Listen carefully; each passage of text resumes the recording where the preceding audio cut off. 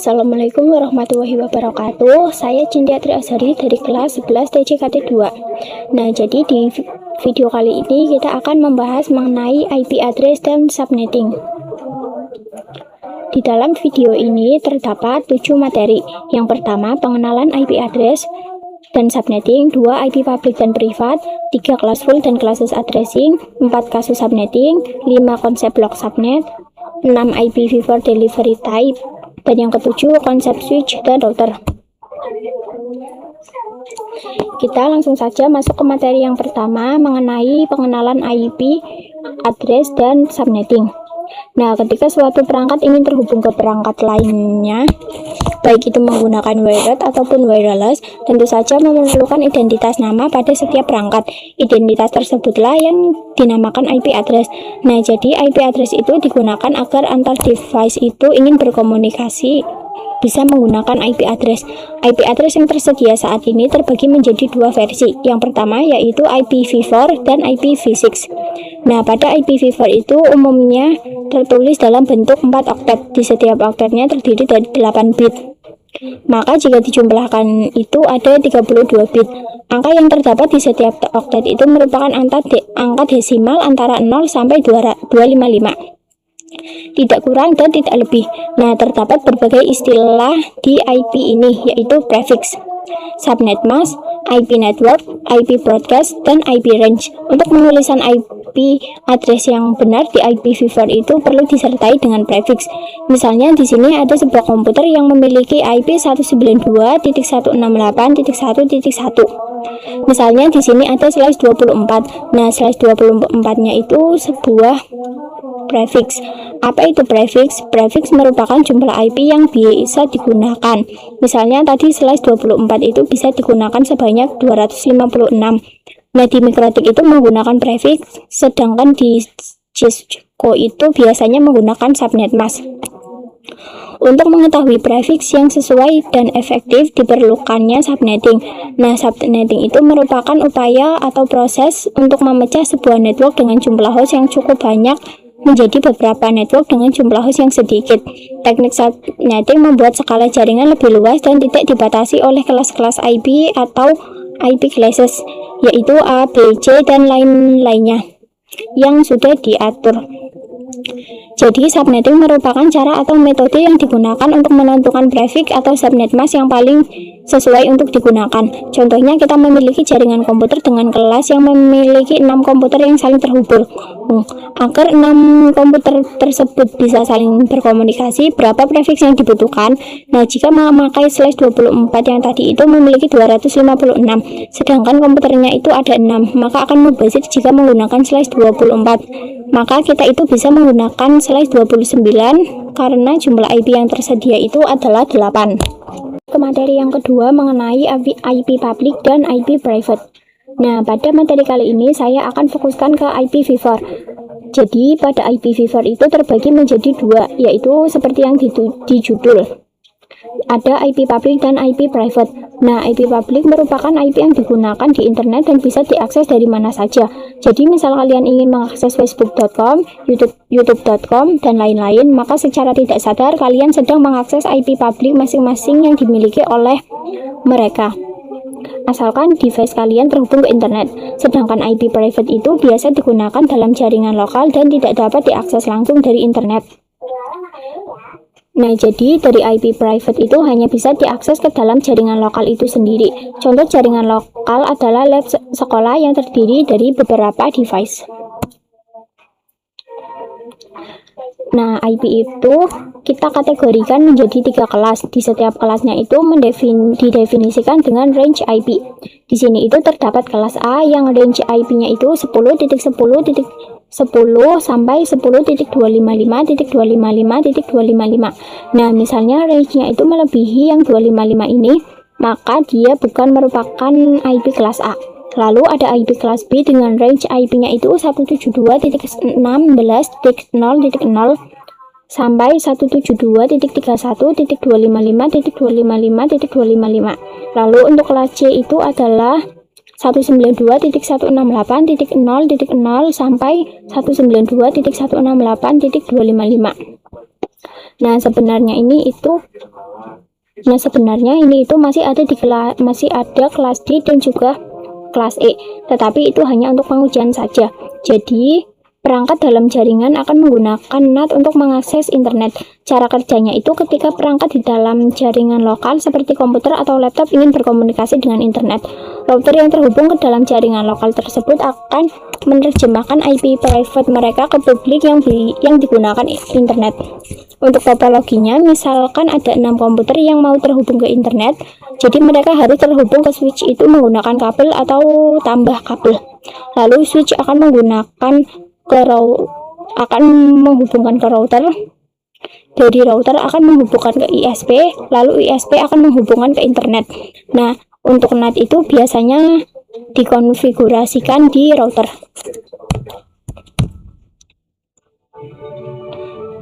Lalu kita lanjut ke materi yang ketiga mengenai kelas full dan classless. Nah, seperti yang sudah saya jelaskan pada materi sebelumnya, IPv4 itu terbagi menjadi dua, yaitu IP private dan IP public. IP private dan IP public itu sama-sama diklasifikasikan dalam bentuk kelas yang terbagi menjadi 5 kelas, yaitu kelas A, B, C, D, dan E. Nah, untuk kelas D dan E itu biasanya digunakan untuk pengujian, sedangkan kelas A, B, C itu kelas yang biasa digunakan. Nah, tabel ini merupakan range IP public dan IP private. Di sini untuk kelas A itu range IP-nya antara 0 sampai 127, B itu 128 sampai 191, C 192 sampai 223, dan D itu 224 sampai 239. Nah, yang E itu 240 sampai 255. Untuk range IP private yaitu ada di sini. Untuk kelas A-nya itu 10.10.0.0 sampai 10.255.255.255. Lalu untuk kelas B itu antara 172.16.0.0 sampai 172.31.255.255. Lalu yang kelas C itu antara 192.168.0.0 sampai 192.168.255.255. Nah, di sini itu terdapat sebuah istilah CIDR. CIDR merupakan nama lain dari prefix. Jika ada file CIDR atau subnet mask, itu dinamakan kelas full addressing. Jadi pengalamatan IP address berdasarkan kelasnya. Jadi di sini terdapat subnet masknya itu 255.0.0. Nah, itu merupakan CIDR-nya sama dengan 8. Nah, misalnya di sebuah lab itu terdapat 200 host yang menggunakan IP private. Misalnya di sini saya akan menggunakan kelas A dan prefixnya itu adalah 8. Sedangkan jumlah host yang disediakan prefix itu mencapai 16 juta. Untuk jumlah luasnya yang disediakan oleh CIDR itu kalian bisa lihat di internet. Nah, maka prefix yang digunakan itu terlalu besar karena mencapai 16 juta. Sedangkan hostnya itu hanya 200. Maka prefix yang cocok itu adalah /24 karena /24 itu mencakup 256 host. Inilah yang dinamakan dengan classes. Jadi pengalamatan IP tidak berdasarkan dengan kelas. Selanjutnya kita masuk materi mengenai kasus subnetting. Nah, untuk melakukan proses subnetting kita perlu beberapa proses. Yang pertama itu ada prefix. Prefix yang sesuai yaitu menentukan jumlah IP yang digunakan.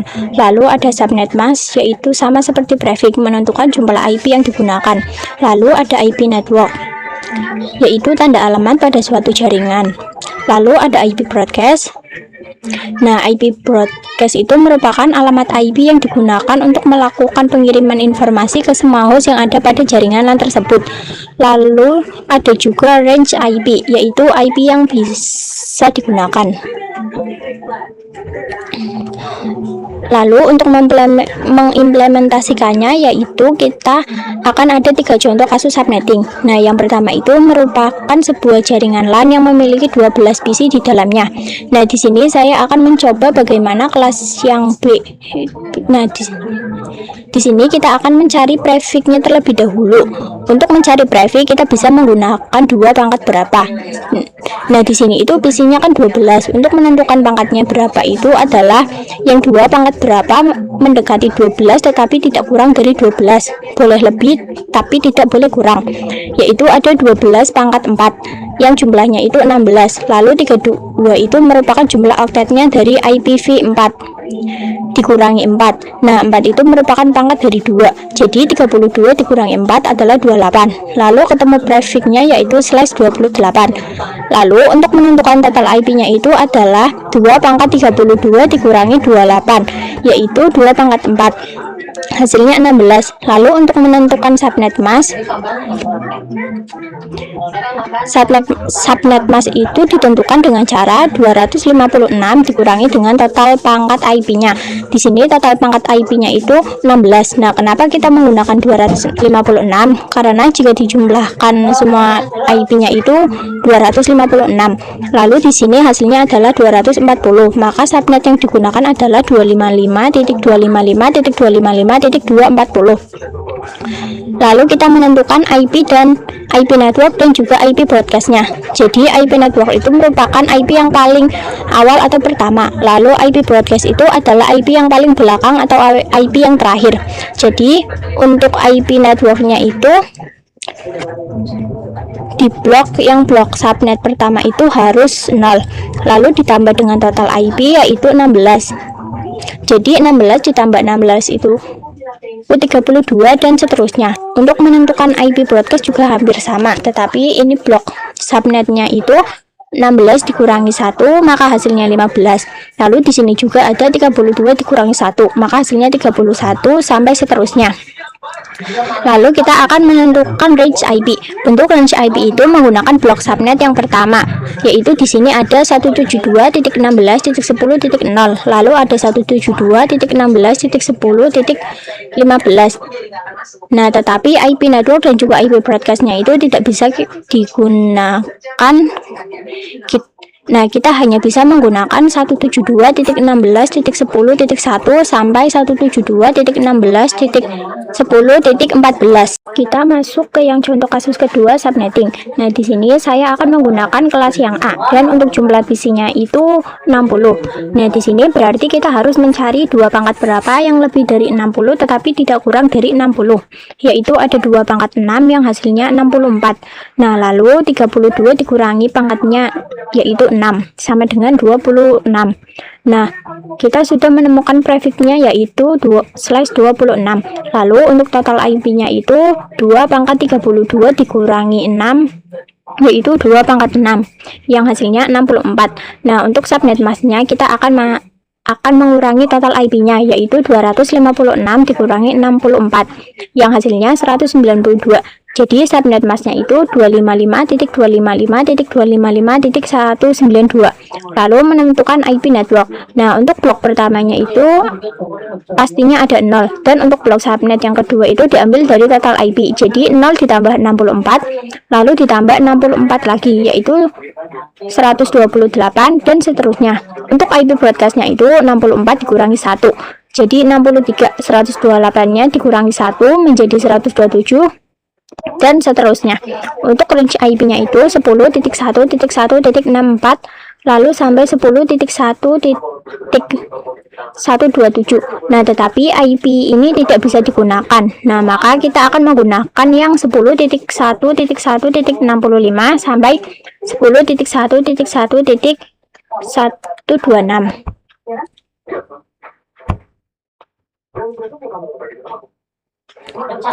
Nah, lalu kita masuk ke contoh kasus ketiga yaitu jumlah IP-nya adalah 100 dan di sini saya akan menggunakan kelas yang C.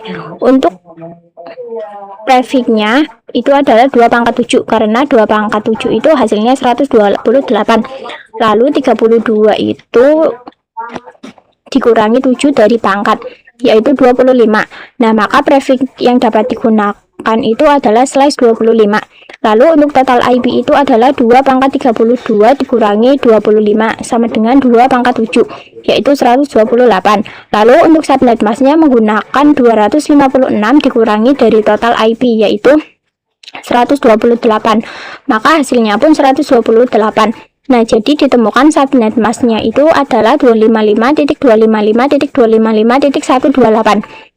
Untuk IP networknya itu diawali dengan 0, lalu ditambah 128 dan ditambah lagi dengan 128 yang hasilnya 256. Nah, dan ini adalah yang terakhir. Lalu untuk IP broadcastnya itu 128 dikurangi 1 yaitu 127. Lalu 256 dikurangi 1 menjadi 255. Untuk range IP-nya langsung saja yang digunakan ini 192.168.1.1 sampai 192.168.1.126. Kemudian kita akan membahas mengenai konsep blok subnet. Nah, konsep blok subnet itu diibaratkan seperti ruangan. Misalnya ada sebuah gedung yang memiliki 3 lantai. Nah, per lantainya itu memiliki blok subnetnya masing-masing. Misalnya pada lantai pertama memiliki blok subnet yaitu 0, lalu pada lantai kedua memiliki blok subnetnya 32. Lalu lantai ketiga memiliki 64. Nah, antar blok subnet itu tidak saling berkomunikasi. Misalkan ada PC1 dengan IP-nya itu 10.10.10.2. Nah, ada PC yang memiliki IP 10.10.10.15. Nah, maka PC tersebut bisa saling berkomunikasi karena berada dalam satu blok subnet yang sama, yaitu 0. Nah, sedangkan jika PC2-nya itu kita ubah IP-nya menjadi 10.10.10.61, maka antara PC1 dengan PC2 tidak akan saling berkomunikasi karena berbeda blok subnetnya. Pada PC pertama itu blok subnetnya adalah 0, sedangkan PC kedua itu blok subnetnya adalah 32. Jadi mereka tidak bisa saling berkomunikasi. Kemudian kita masuk ke materi selanjutnya, yaitu IPv4 delivery type. Nah, jadi IPv4 delivery type itu didefinisikan sebagai mekanisme dalam pengiriman data. Nah, di sini terbagi menjadi 3, yaitu ada unicast, multicast, dan juga broadcast. Nah, untuk unicast itu adalah one-to-one communication atau sebuah proses pengiriman data tepat diterima oleh satu host. Nah, jadi pengiriman datanya itu hanya diterima oleh satu komputer saja. Misalnya seperti komunikasi yang dilakukan IP address ABC. Lalu ada juga multicast, yaitu one-to-many communication. Multicast itu berarti proses pengiriman data dari satu host ke beberapa destinasi yang dituju. Misalkan ada sebuah grup dengan 4 komputer, tetapi yang dituju itu hanya 2 komputer saja, maka multicastnya itu hanya akan mengirim data dari satu host ke komputer 2 yang dituju tadi. Lalu ada broadcast atau one-to-all communication, ialah proses pengiriman data yang diterima oleh seluruh host pada jaringan atau satu blok subnet yang sama. Misalnya sebuah grup itu tadi memiliki 4 komputer. Nah, tetapi 4-4-nya itu adalah sebagai tujuannya, maka broadcast itu akan mengirimkan semuanya ke 4 komputer yang tadi. Nah, lalu kita masuk ke materi yang terakhir mengenai konsep switch dan router. Nah, jadi pada jaringan komputer itu ada beberapa device yang digunakan, seperti pada pembahasan kali ini, yaitu switch dan router. Jadi switch itu berfungsi untuk mengkoneksikan perangkat yang satu network, sedangkan router itu mengkoneksikan perangkat yang berbeda network. Misalkan ada 2 PC yang memiliki blok subnet yang sama dan akan berkomunikasi. Nah, itu bisa menggunakan kabel. Tetapi jika ada lebih dari 2 PC atau memiliki blok subnet yang sama, itu bisa menggunakan switch karena mengkoneksikan perangkat yang satu network. Lalu jika ada sebuah kumpulan komputer yang terhubung juga dengan switch, tetapi memiliki blok subnet yang berbeda, itu bisa ingin saling terhubung dengan blok subnet yang lain, bisa menggunakan router karena router itu mengkoneksikan perangkat yang berbeda network. Nah, itu saja video yang dapat saya sampaikan. Mohon maaf jika ada salah-salah kata atau kata yang kurang berkenan. Terima kasih sudah menonton sampai akhir. Wassalamualaikum warahmatullahi wabarakatuh.